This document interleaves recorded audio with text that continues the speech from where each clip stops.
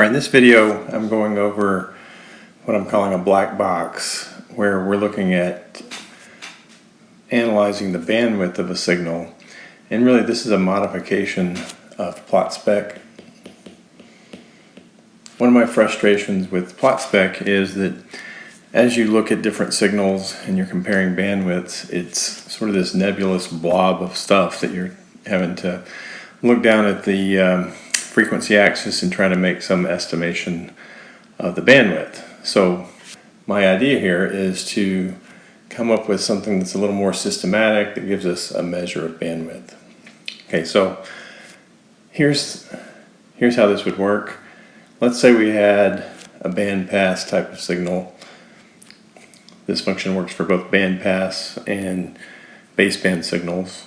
All right, and so the idea here is that when you have a bandpass signal, the Fourier transform is always symmetric between halves. Okay, so this half is equal to this half.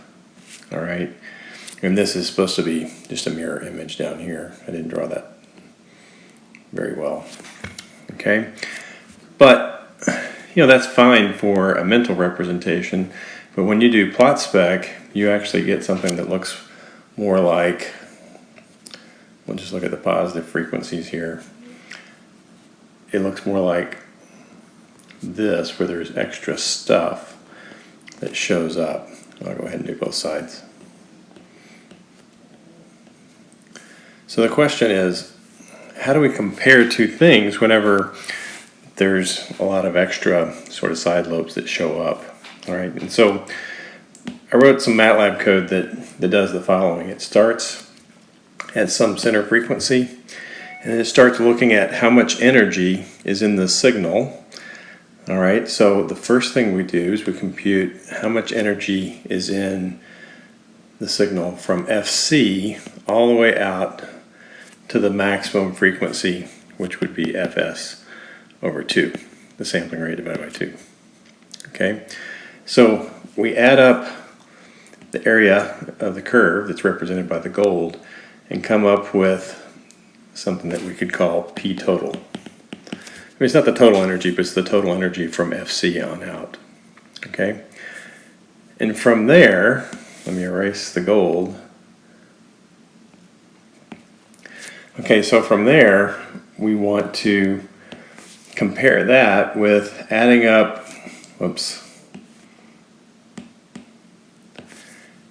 adding up the energy all the way out to some number that I'm going to call FB.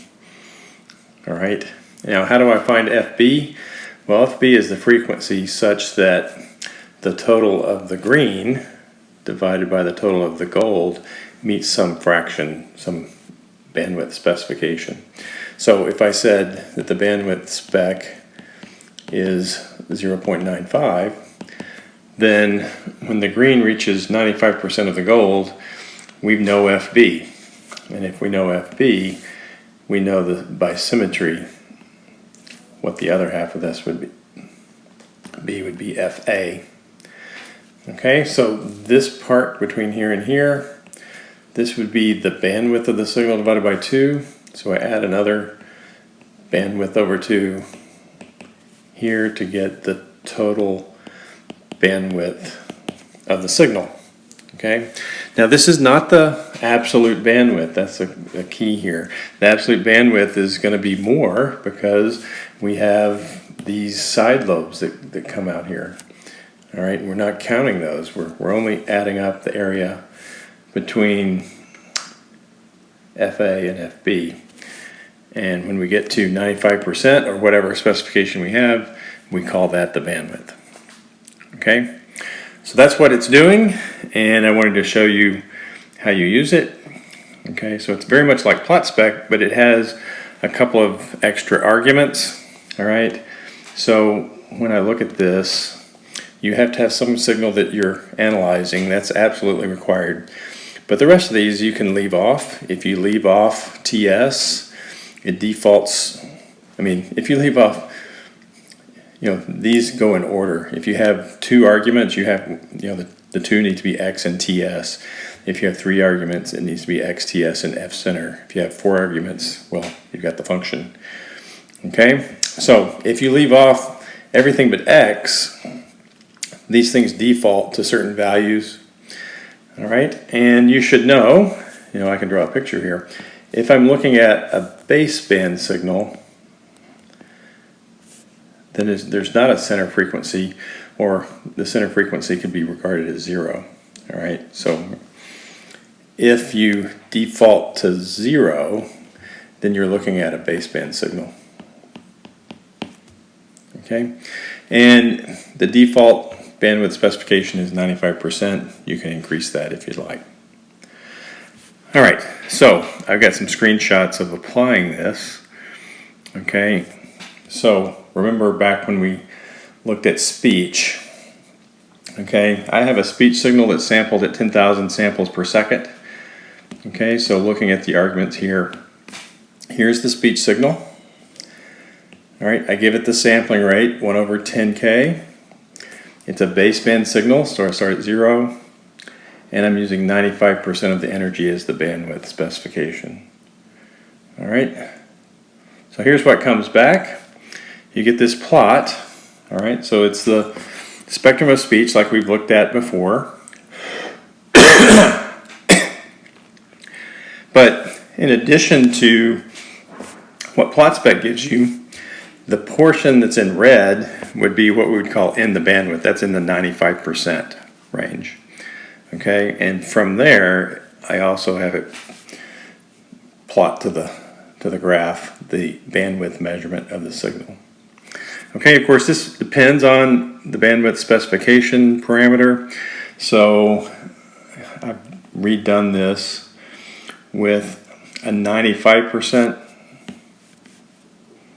bandwidth specification parameter. So with bandwidth spec, 99%, if that's 0.99, then here's the baseband signal again, okay?